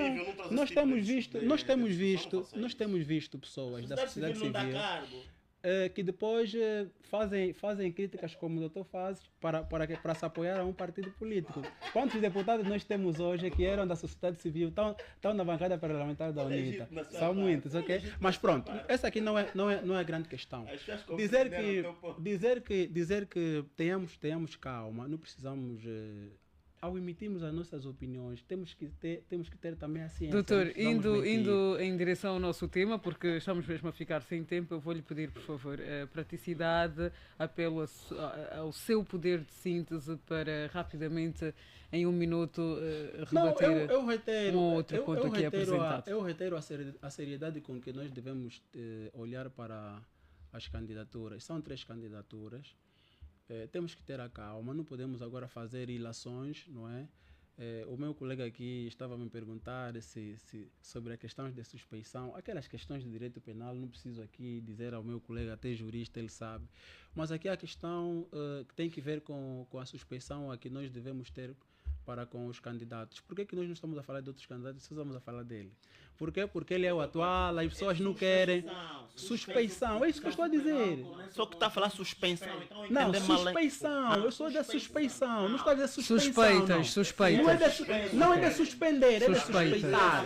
Suspeitar. Não, doutor, é uma questão de pronunciamento. Talvez o doutor tenha me entendido mal. O processo penal tem o seu início com o juízo de suspeita. É necessário que o doutor tenha esta noção. Não, doutor, eu acho que não tem me acompanhado. Eu tenho feito comentários... uma referência sobre esses elementos. Eu tenho feito comentários na televisão. E a semana passada expliquei essa matéria em direito penal. Sim. Tem 3 juízos em direito penal. Sim. E eu agora vou explicar, preciso que me dê tempo. São 3 juízos. Juízo de suspeita, ok? Que começa quando a pessoa está a ser indiciada de cometimento de um crime. Depois temos o juízo de probabilidade, quando há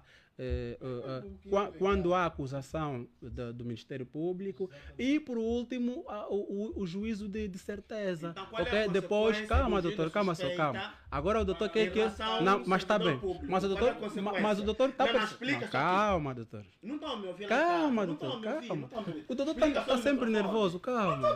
Mas pelo menos já sabe que eu sei disso. Doutor Mabanza, finalize, por favor. Agora, a suspeição de que nós estamos aqui a tratar, trata-se de uma situação em que alguém estará a dizer, olha, pelo facto de o presidente atual ter presenciado, ou ter acompanhado, ou ter dirigido as eleições passadas, e por os partidos políticos terem reclamado que havia ilegalidades e etc. Se calhar, ele não é idôneo para continuar no cargo. Okay? Não, se calhar, aqui eu chamo a probabilidade. Quando eu digo se calhar, estou a dizer a probabilidade dessa pessoa que está imaginando dessa forma. Porque você não tem que ter certeza. Você não tem certeza.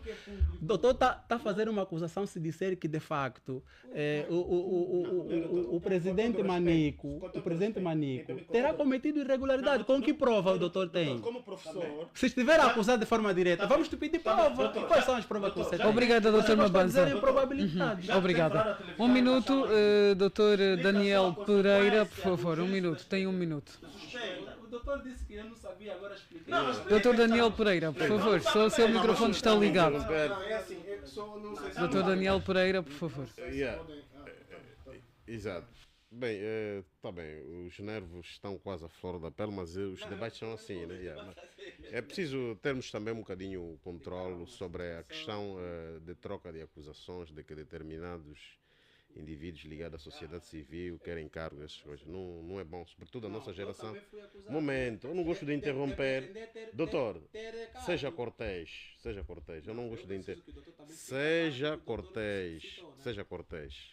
Eu não gosto de interromper os outros, também não gosto de ser interrompido. Eu também gosto de pessoas que sejam coerentes. Estás a prestar mau serviço ao Estado, não faça isso. Não, mas o doutor Doutor Daniel Pereira, sou o seu e o meu... Sou o seu microfone, aliás, são os nossos microfones, neste caso o meu e o seu estão ligados. Por favor, prossiga. Tenha a palavra. Invoca novamente a questão da incoerência, não faça isso. Doutor Daniel Pereira, não faça isso. doutor Daniel Pereira. Por favor. Um momento.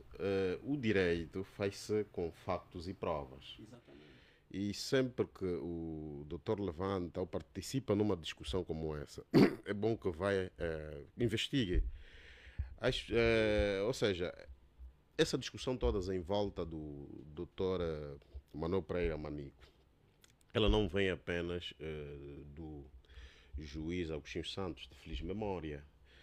Estamos lembrados que antes do Dr. Manico assumir o cargo de presidente da Comissão Nacional Eleitoral, era o então presidente da Comissão Provincial Eleitoral de Luanda. E, repare, há processos que decorrem até hoje que pesam sobre o Dr. Manico. E o juiz Agostinho Santos, o juiz Agostinho Santos, de feliz memória, terá apresentado provas na altura na Camunda News. Um cidadão de bem, com princípios, pai de família, com responsabilidade acrescida, denúncias dessa envergadura, nem sequer aceitaria voltar a recandidatar-se. Por que insiste em recandidatar-se? Nem tomar posse na primeira fase. Insiste porque há uma razão por detrás disso. É a simulação de um concurso público, mas, no fim das contas, quem vai editar é a indicação do Dr. Manico. Isto tudo por quê? Porque nas hostes do MPLA, o Dr. Manico, quer na Comissão Provincial Eleitoral de Luanda, assim como no seu primeiro mandato, continua a ser bom servente. Essa é a discussão. Obrigada, doutor Daniel Pereira. Agora são já 14h51 minutos. Temos mais dois temas por abordar. A ver, vamos se conseguimos. Pronto. Por agora vamos avançar já para o terceiro tema. Tem a ver com o caso SME. Novo cadastramento detectou e excluiu mais de 2.000 recrutas que entraram pela porta de cavalo. De acordo com o ministro do Interior, Manuel Homem, dos mais de 5.000 recrutas que participavam no segundo curso de formação no Centro de Treinamento do SME em Viana. Cerca de 2.000 não reuniam os requisitos exigidos por lei, garantindo que os resultados, neste caso Manuel Homem, serão divulgados nos próximos dias. O curso de formação de novos efetivos do SME estava destinado para somente 1.500 pessoas, mas encontravam-se no campo de treinamento mais de 5.000 recrutas, o que levou à suspensão deste curso 4 dias antes do fim, melhor dito, por decisão, neste caso, do atual Ministro do Interior, Manuel Homem, devido então às suspeitas de corrupção, tráfico de influência e nepotismo. Dr. Lino Lourenço, concluído o processo de averiguação, quem deverá dar o peito à bala pelas irregularidades verificadas? Bem, nisto, a princípio, aliás, como já ouvimos, o próprio ministro, o atual Ministro do Interior, que é o responsável deste órgão. Na verdade, o concurso público em causa deu-se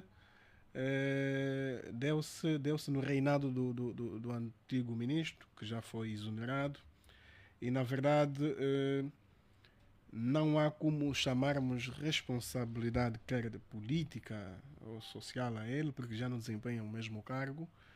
E o processo ainda continuava e agora está o Manuel Homem enquanto ministro.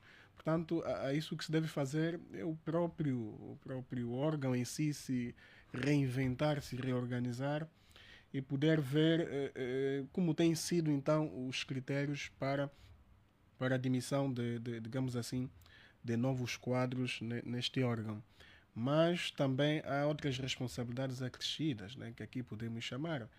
A entidade que, no fim de tudo, autoriza esses concursos passa a ser sempre o próprio titular do Poder Executivo, né?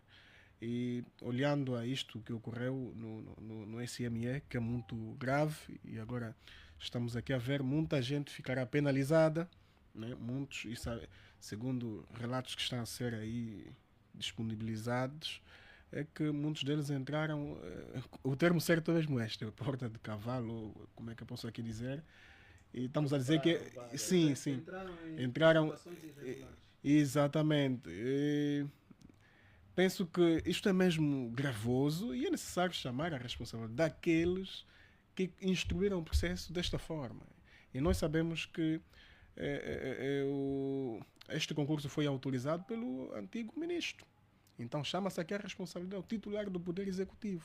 É a ele que nós devemos, aliás, segundo o nosso ordenamento jurídico e também não só aquilo que é a nossa própria Constituição, a responsabilidade desta natureza cai mesmo ao Presidente da República, porque esses desempenham somente funções delegadas. Logo, Obrigada. Exatamente. É preciso olhar com muita seriedade, porque para além daqueles que também abraçaram a corrupção para entrar nesta via, haviam pessoas criminosas, conforme o processo está aí a esclarecer os factos. Há criminosos, há pessoas que não preenchem os requisitos, pessoas estrangeiras. E, isto era mesmo para causar um grande problema para aquilo que é a nossa instituição. Logo, é repugnante e é reprovável. E queremos que os autores sejam responsabilizados e que esta prática não seja frequente no nosso país. Obrigada, jurista Lino Lourenço. Dr. Cangundo, como avalia os níveis de corrupção no Ministério do Interior? E aqui fala-se muito da questão do patenteamento, pouco transparente dentro deste órgão. São desconhecidos, por exemplo, os critérios. Qual é a abordagem que faz? Bom, a minha avaliação em relação à corrupção neste Ministério é a mesma que eu faço ao país, corrupção generalizada. Mas permita-me antes fazer aqui algumas notas, se não duas apenas.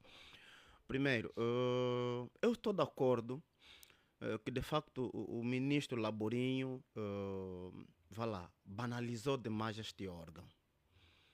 Eu tenho que estar de acordo, eu tenho que falar sobre isto e com muita vontade. Com o ministro Laborinho, quer dizer, foi dos ministros que mais banalizou o Ministério do Interior. Que bases sustentam esta sua O afirmação? nível de corrupção, não é, aumentou significativamente. Quero para a questão de ingresso nos órgãos, quero para a questão do próprio patenteamento, mesmo quando vamos olhar na perspectiva da questão do narcotráfico, nós temos que olhar sempre aquelas denúncias do Mangenas, né? Que denunciou, penso que é o subcomissário, ou então o comissário Reciado, Manuel Reciado, né? Como estão envolvidos em algumas práticas de narcotráfico, de acordo com as denúncias. Mas veja o que aconteceu. O senhor comissário, na altura, ele nem era o diretor, mas depois foi catapultado a diretor. Quer dizer, foi ainda agraciado, foi premiado pela acusação. E já que o doutor Mabanza, segundo ele, tem estado a dar explicações na televisão em relação aos meandros do direito penal, né? Queria aproveitar aqui a deixa dele para dizer que os cânones de direito, e aqui olhando para o direito administrativo, sempre que sobre um cidadão, servidor público, recair um juízo de suspeita, a primeira coisa a fazer é ser suspenso do cargo que exerce, para facilitar a tramitação processual, desde o inquérito, a investigação, até o julgamento, sem prejuízo da presunção da inocência. E claro, se for ilibado, o que significa que não será condenado, né? Retoma e, quiçá, pode ser nomeado a um cargo superior. Mas não foi o que nós vimos com o senhor Reciado. Foi acusado. O Mangenas começou a ser perseguido, o senhor Reciado foi promovido a um cargo superior, a patenteamento e tudo. Tudo isto, oh, senhor, as denúncias são públicas. O senhor, como entende bem de direito penal, devia saber que a partir da denúncia pública, eu não preciso de ir na esquadra mais. Não se sabe disso. Quando há denúncia pública, a PGR deve instaurar. Não, então, se não sabe, estou a lhe ensinar. Se não sabe, estou a lhe ensinar, porque fez uma pergunta bizarra. As denúncias públicas têm essa consequência. Quando me pergunta... Não é suficiente. Deve haver despoletamento do processo. Mas o senhor é jurista, está... Peço desculpa, Paulo. Deve haver, então não deve haver um processo. Quando há uma denúncia pública... Quando há uma denúncia pública... Estou a perguntar se houve... Não é minha competência, senhor. Está bem, mas estou a lhe perguntar se... Não é minha competência. Isso não houve. Isso não houve. Isso não houve. Isso não houve. É mais uma situação a criticarmos o Ministério Público. Não é agora. Afinal, não houve processo. Quem é que te disse que não houve? Se não houve processo, como é que eu estou a falar? Está fazendo um papel ridículo. Em juízo de suspeição. Meu Deus do céu. O juízo de suspeição não depende de um procedimento criminal. Devia saber disso. Então, o senhor não anda a explicar direito penal na televisão. Está bem, está bem. O juiz... Doutor Cangundo, vou continuar. Vou continuar. Finalize, por favor. São agora 15 horas. Para que as pessoas percebam lá em casa, então temos que fazer aqui uma pedagogia. Temos que ser professores aqui. Já estou a ver que temos que ser professores aqui. Rapidamente. O juízo da suspeição não se confunde com instauração. Suspeição, quer dizer suspeita. Tá bom, mas está bem. A raiz da palavra. Por favor. Doutor Cangundo, finalize, por favor. Temos que olhar aqui. Peço desculpas a Sheila em casa. Eu acho que estamos com muitos problemas aqui até de língua portuguesa, para não falar de linguagem jurídica, não é? Pronto, eu vou repetir. O juízo de suspeição não se confunde com instauração de um procedimento criminal. Aliás, no direito laboral, que é o direito de trabalho, o juízo de suspeição conduz à instauração do processo disciplinar. E em qualquer instituição, mesmo no Estado, quando há suspeita, logo encerra-se a natureza, a necessidade, exatamente, não é? Portanto, não se confunde suspeita com procedimento ou com processo. Se não houve processo é uma coisa, mas a denúncia é pública e reza os cânones do direito, mais uma vez, que sempre que há denúncia pública, o Ministério Público não precisa esperar que eu vá à porta dele bater, não. Tem de pegar naquela denúncia e instaurar imediatamente o inquérito. para apreciar, para aferir se as denúncias têm razão de ser ou não têm razão de ser. Pronto. Então, eu estava a dizer que isto nos mostrou mais uma vez que esse ministério ficou muito vulgarizado, muito banalizado pela condução do ex-ministro do Interior, Laborinho.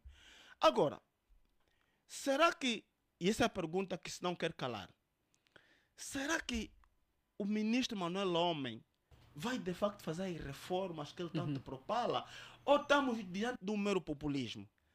A minha perspectiva é que estamos diante do mero populismo. E eu vou pegar o caso Mangenas para fundamentar isso.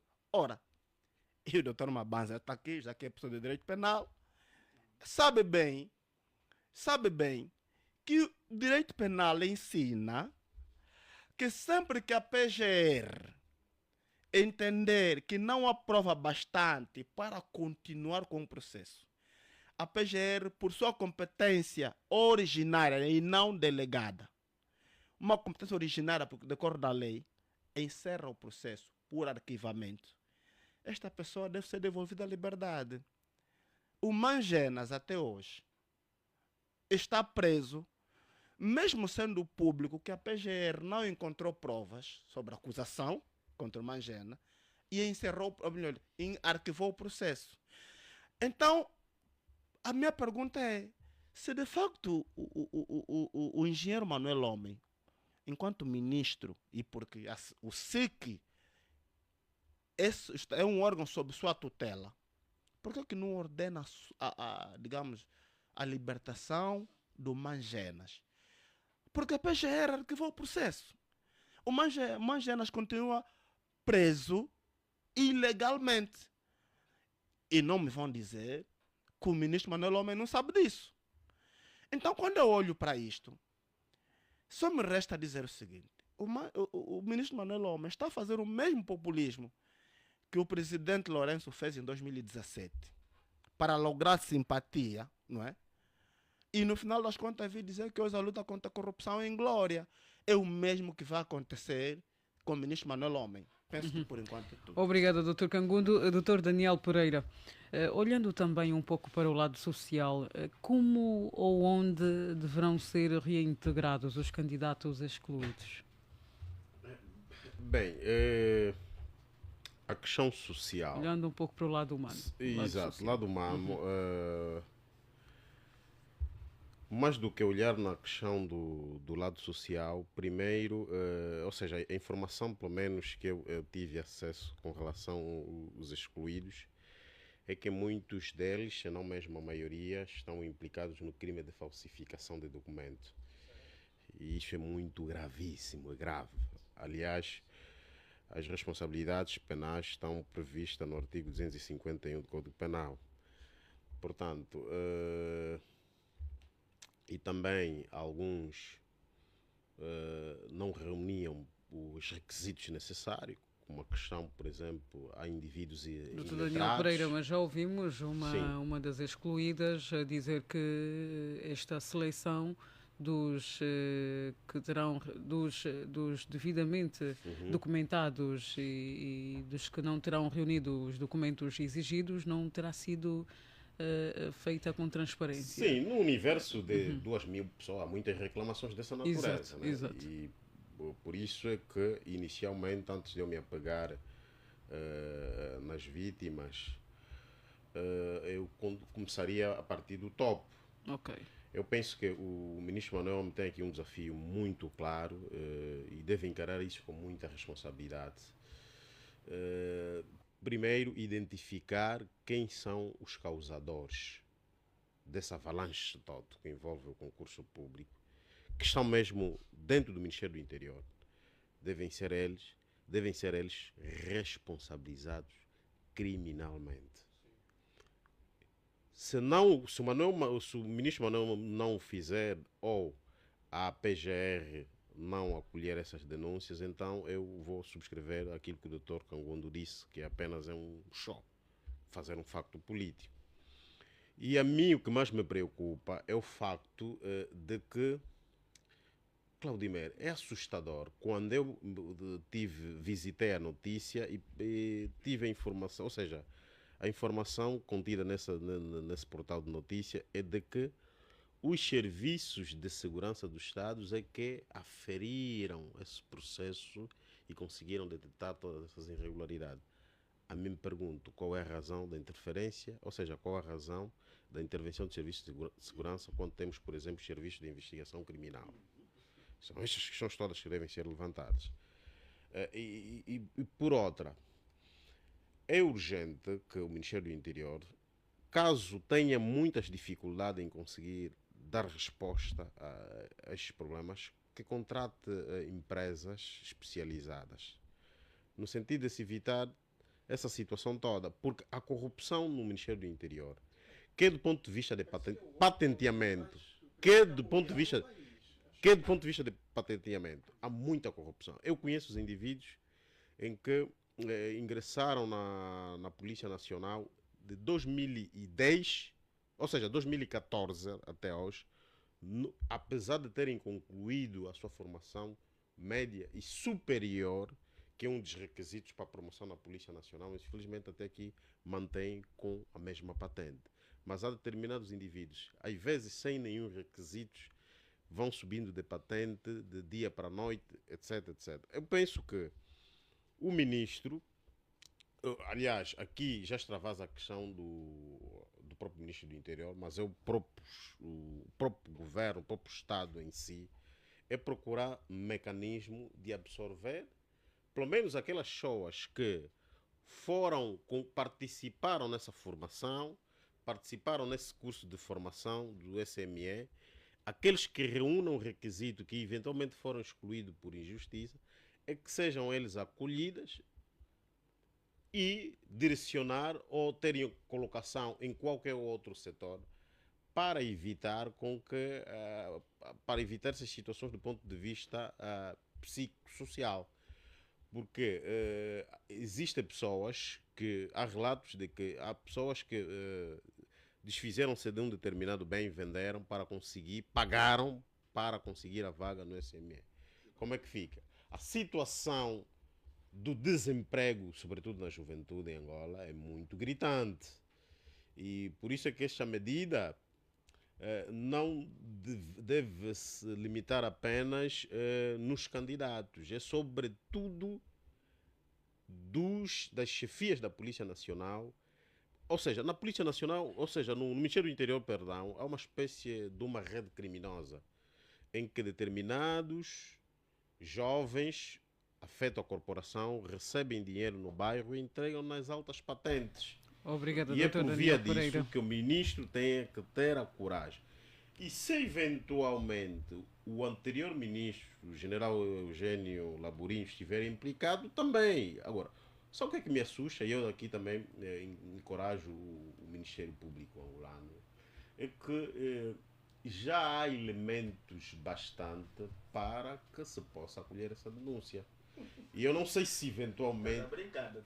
Sim, não, já. É preciso ter coragem. Sim, mas está a brincar. Exatamente.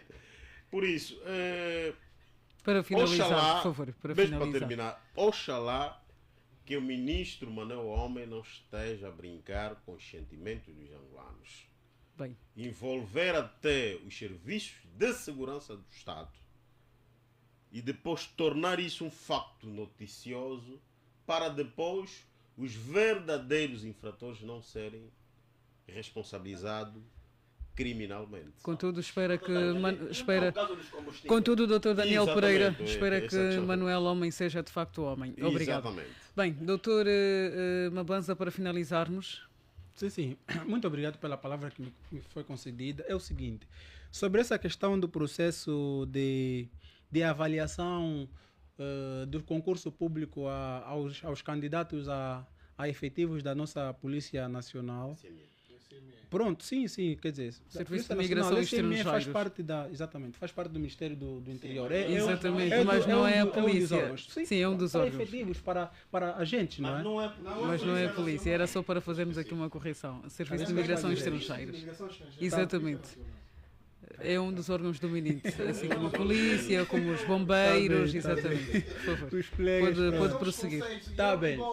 Eu estou a dizer concurso público para para admitir mais agentes administrativos, né? Ou pelo menos mais agentes na função pública ligados à SME, conforme meus colegas aqui preferem, ignorando a necessidade Doutor, de é o que é, na Interior. verdade, Serviço de Imigração e Estrangeiros. Bom, está bem.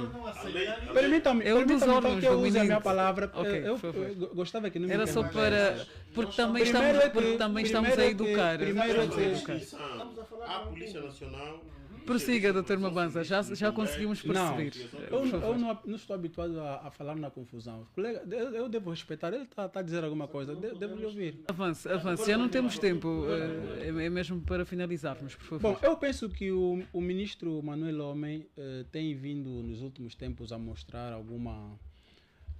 algum respeito aos princípios da imparcialidade, ao princípio da legalidade, ao princípio não é da prossecução de interesses públicos, no sentido em que, tendo-se verificado irregularidades que houveram na primeira fase, se assim considera, ou até mesmo no concurso que houve no Ministério, então a única coisa que tinha que fazer era suspender no sentido de se organizar, não é, o concurso.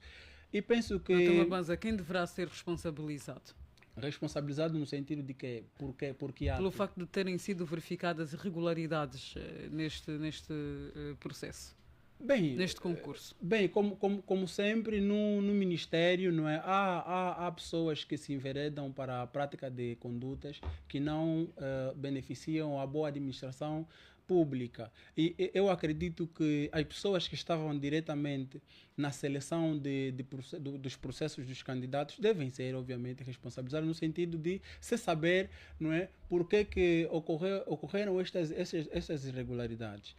Penso que, quanto a essa questão, estamos quites, porque a ideia é que a nossa administração pública deve trabalhar com os princípios de isenção, os princípios de boa administração boa administração da coisa pública, e aqui no sentido de ser vista a administração pública como um órgão, estando num órgão de pessoa de bem. No entanto, o importante para este processo é que houve uma seleção, houve uma organização em que se apuraram então as pessoas que estavam de forma legal, não é? E que essas pessoas agora vão integrar o Ministério de forma legal também, passo o pleonasmo. Agora, para as pessoas que não conseguiram esta vaga por ter havido alguma irregularidade, penso que, é minha opinião, que poderão preparar-se para outros concursos, no sentido de que